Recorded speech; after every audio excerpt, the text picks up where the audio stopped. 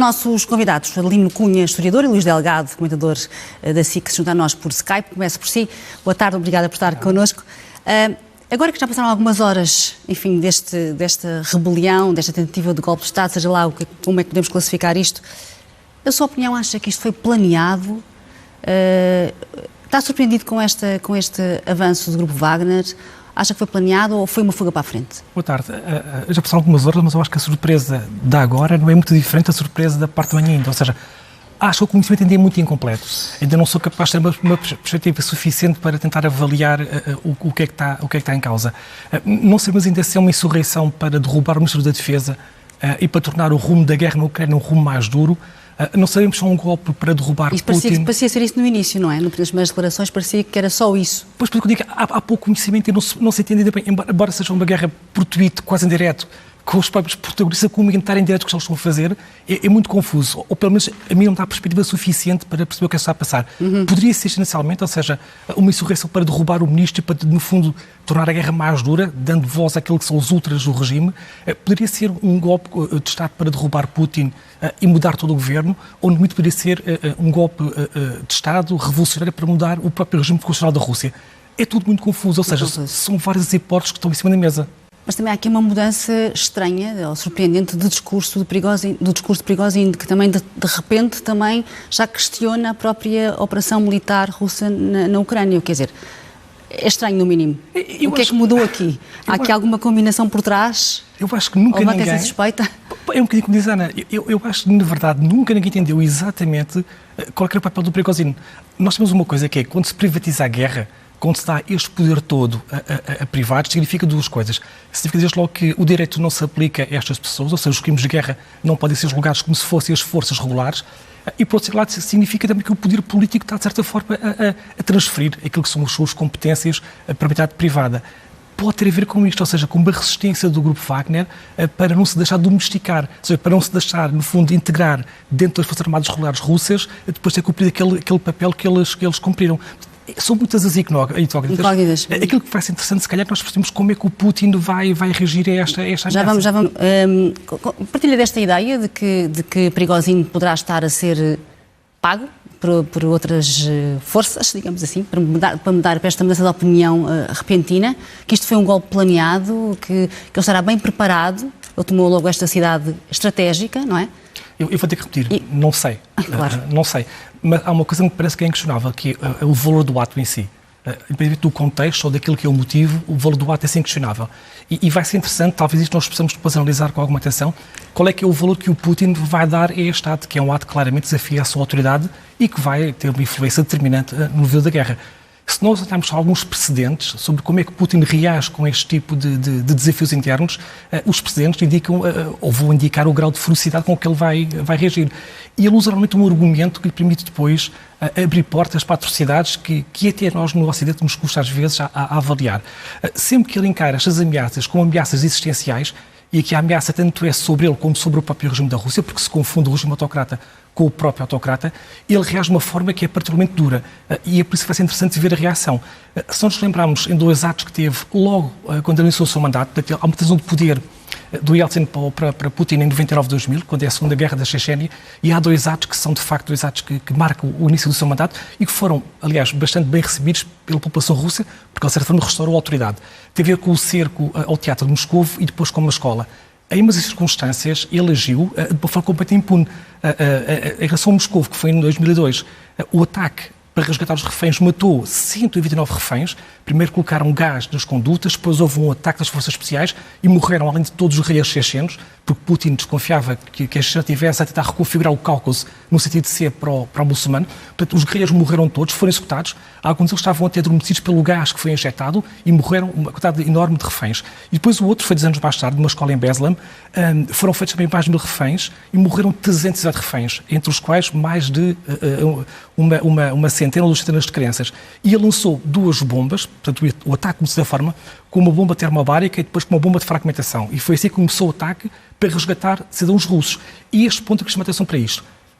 Putin reage assim, quando está perante uma ameaça existencial e quando ele sente que a ameaça está dentro da Rússia. E a guerra, de facto, está dentro da Rússia, ou seja, ele conseguiu trazer a guerra para dentro da Rússia. Mas aqui não se está a sentir uma reação imediata, porque Rostov foi tomada assim de repente, não é? Que parece que nem houve reação, é uma cidade estratégica. Estamos a assistir a colunas militares, paramilitares, a progredir numa autoestrada que vai para a capital e aparentemente, como dizia o Luís, com meia dúzia de reforço ali, mas quer dizer, parece que a disparidade de forças é tão grande e não se está a perceber, não é? O que é que se está a passar aqui? É como eu estava a dizer, que nós somos um pouco incertos no início, que é, a informação não é suficiente para ser a perspectiva. Há aqui dados que são bizarros. É bizarro. Isto está a ser transmitido em direto pelo Telegram. É bizarro ver as pessoas na rua junto aos militares. Tudo isto é bizarro, não é? Mas vindo de quem vem, também não era absolutamente novo. Tivemos outras circunstâncias em que isto aconteceu. Mas, de facto, eu não consigo, e peço por trazer isto, eu não consigo, de facto, ter uma opinião definitiva sobre o que está a passar. Não, ninguém consegue perceber exatamente o que é que está a passar. Eu só consigo, no fundo, o meu contributo pode ser dar alguma perspectiva, neste sentido, que se Putin reagir, vendo esta ameaça como massa existencial, vamos ver pelo grau de ferocidade com que ele vai reagir. E podemos avaliar, de facto, até que ponto é que havia aqui algum tipo de conluio com quem. Mas que isto vai provocar necessariamente uma mudança dentro da Rússia, vai com consequências provavelmente depois da própria frente de guerra. Mas Putin, eu repito este ponto, sempre que ele se sentiu ameaçado, reagiu de uma forma muito feroz, e o que é curioso, nós esquecemos disso. Nós temos demasiada perspectiva ocidental neste conflito e percebemos pouco o que se passa na Rússia. Há ano e meio que nós não percebemos nada do que é que os russos estão a dizer. Pelo facto de nós temos, e bem, uma dor empática, porque a Rússia invadiu um país soberano, e isso fez-nos tomar automaticamente um partido. E perdemos a perspectiva sobre o que é que está a passar. E, de facto, para os russos, o Estado ter esta autoridade e vincá-la desta forma, para nós que é inadmissível, é natural que isso aconteça, ou pelo menos é admissível, porque aquilo que os russos pretendem é um Estado que seja forte e que seja autoritário. Portanto, vamos ver como mas o que é que quer dizer com isso? Que ele vai demorar a reagir, mas depois vai reagir em força? Não, o que eu estou a dizer é que esse vai ser o sinal, para que nós percebamos. O grau... Ou ele não se sente ainda muito ameaçado, mas aquele discurso é de quem se sente ameaçado. Aliás, ele usou a palavra traição à nação. Sempre que eu falo em traição à nação e ataque terrorista, o que ele vai dizer a seguir... mortal. Exatamente, ou seja... Traição à nação, mais ataque terrorista, significa que ele vai salvar a nação. E ele vai salvar a nação restaurando a ordem novamente. Portanto, eu penso-me que o caminho está preparado para que haja, de facto, um conflito que possa vir a ser, do ponto de vista da violência, bastante significativo, mas é preciso esperar para que isso aconteça. Que o dia de hoje está a ser um dia muito estranho, está o que está a passar. Mas o dia está incompleto ainda, e as semanas estão incompletas ainda. Portanto, estes sinais vão ser interessantes ver como é que Putin vai reagir no terreno. Se houver uma reação militar que seja significativa, que vá além destes 600 que vão a caminho deste engarrafamento do trânsito, não é como se fossem poucos da Caparica, se houver mais do que esta caricatura, nós vamos perceber qual é que é o grau de importância que Putin vai dar a estes convidados. Adelino Cunha, historiador, e Luís Delgado, comentador habitual aqui das SIC Notícias. Adelino, perguntava-lhe se esta reação de cautela generalizada em toda a Europa, e não só, enfim, em todos os países, neste momento é isto que se passa. Então, tu estás à espera de perceber o que é que se passa. É isso. Agora, vai ser também interessante agora como é que a NATO, os aliados da Ucrânia, vão gerir, no fundo, esta, parece-me, evidentemente, uma vantagem em termos diplomáticos. Talvez uma das situações. Ou a Ucrânia e a NATO acham que é possível a Ucrânia recuperar tudo aquilo que perdeu, ou seja, os tais 20%, e exigirá certamente um novo tipo de armamento, ou seja, que a NATO dê outro tipo de armas à Ucrânia, ou então o segundo cenário, que é que liberta a Ucrânia da limitação que tem, ou seja, a Ucrânia não pode usar armas para atacar a Rússia. Portanto, se houver a convicção de que há aqui uma oportunidade para recuperar tudo, vai ser interessante ver até que ponto é que a Ucrânia vai ser remilitarizada sem que haja nenhum limite. Ou então poderá haver um cenário intermédio, que é perceber-se que a Ucrânia terá que se reconfigurar as suas expectativas, ou seja, que aquilo que tem hoje em dia não irá recuperar a totalidade, mas será um ponto de partida para se falar sobre um armistício, sobre a paz. Eu sei que é estranho falar hoje sobre a paz, mas estes dias passou muito despercebida, evidentemente por esta questão desta insurreição. Uma iniciativa está a ter lugar na Dinamarca, em que se está a organizar uma conferência para se falar sobre a paz pela primeira vez, com o apoio da Ucrânia e dos aliados. E a ideia é que essa conferência, sabe-se pouco sobre ela, que ela pudesse vir a ocorrer, eu estou a dizer que pudesse, porque agora não se sabe se irá ocorrer ou não, em que juntasse representantes da Rússia, da Ucrânia e também aquilo que são os aliados informais da própria Rússia, ou seja, a China, o Brasil, a África do Sul e também a própria Turquia. Portanto, havia aqui algum caminho para se fazer em termos de construção do diálogo de forma, como deve de ser, silenciosa, mas se calhar esta situação vai, no fundo, baralhar tudo. Portanto, não me querendo repetir, a Ucrânia acha que pode ganhar e vai forçar aqui militarmente, significa que vai ter outro tipo de armas, de certeza absoluta, e vai ter que rever, ou alguém vai ter que rever as suas limitações às armas que pode usar para atacar eventualmente o território da Rússia, ou então será aqui um ponto de equilíbrio em que achará que é tempo de se falar sobre a paz. Da parte da Ucrânia, /NATO, também vai ser interessante ver como é que o conflito vai evoluir com esta situação na Rússia.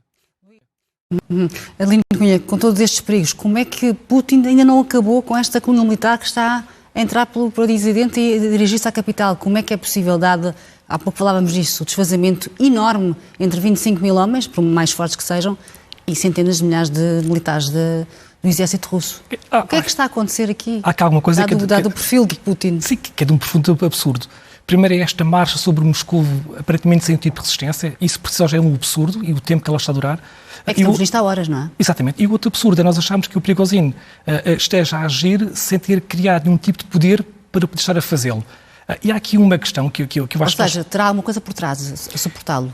Eu coloco um indivíduo absurdo, ou seja, agir achando que tem o apoio, sem o ter construído previamente, seria um absurdo tão grande como a própria marcha sobre Moscou sem resistência. Portanto, eu coloco Pode ser um ato de loucura também, mas quer dizer, não parece ser isso. Não parece. E a questão sobre eu vi as muitas pessoas até, e bem, não é, a manifestar a sua vontade de que haja uma mudança de regime na Rússia, mas eu queria chamar a atenção para isto.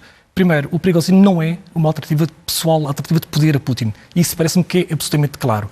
Independentemente de quem está a agir por trás ou não está a agir por trás, não é ele que vai configurar nenhum tipo de alternativa. Segundo, ele não vai libertar a Rússia de um tirano. O que vem aí a seguir não é a liberdade. Pode ser pior ainda. Pelo que isto não sei o que pode ser. Nós às vezes perdemos de vista isto. A Rússia teve uma experiência com o Império durante 200 anos, teve depois a Revolução e a Guerra Civil em 17, e teve durante grande parte do século XX, ou seja, de 22 até 91, um império autocrático. A Rússia nunca teve nenhuma experiência democrática. A Rússia nunca soube reconfigurar-se ou configurar-se como uma democracia.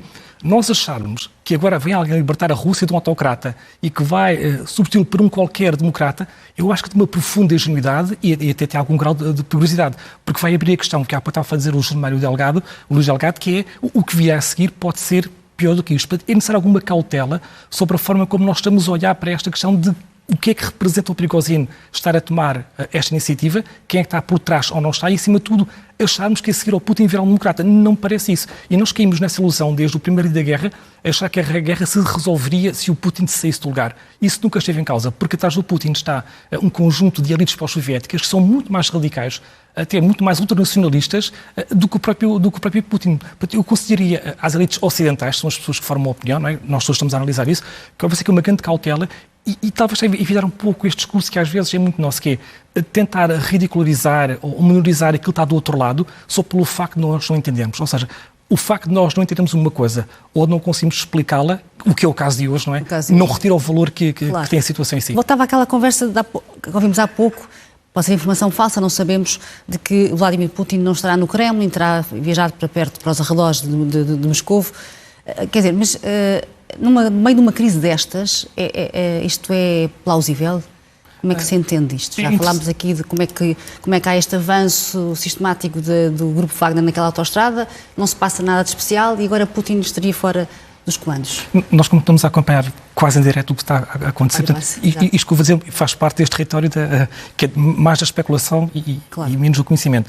Mas se isto se estiver a passar como nós estamos aqui a ver em direto, ou seja, se está a haver uma marcha sobre Moscovo, como se tivéssemos uma contagem decrescente para que houvesse alguma coisa de grave, isto pode permitir, estou a dizer apenas pode, porque não estou seguro de que isto seja assim, que o próprio Putin faça uma coisa que já fez noutras circunstâncias, ou seja, que é mobilizar um medo coletivo. De facto, mobilizar? Um medo coletivo, ou seja, os moscovitas estarem com esta percepção de que a guerra se aproxima deles, de que o inimigo está às portas, pode servir para que Putin depois tome outro tipo de atitude. Porque este vazio Será aparente... estratégico, então?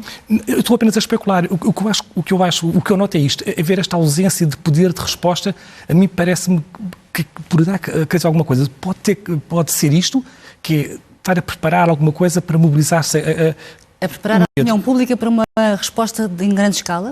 Pois, porque nós há pouco falámos sobre isso. Porque das duas vezes que o Putin reagiu perante uma nação traída, para defender uma nação sob ataque terrorista. Dois casos que nós temos memória, já falámos sobre eles hoje, o caso do Teatro de Moscou em 2002 e da Escola de Breslau em 2004, resultaram em circunstâncias, num caso, morreram 121 reféns civis e no outro caso 318, sendo que destes 186 eram crianças. Portanto, quando está em casa a defender a pátria, não é, e resgatar aquela ligação coletiva, Putin no passado não visitou. Eu não estou a dizer de forma alguma que isso está a passar agora, mas que há aqui uma percepção de medo de que se aproxima um inimigo até chegar a Moscovo, que de facto era impensável isto ser dito há 24 horas, parece-me a mim.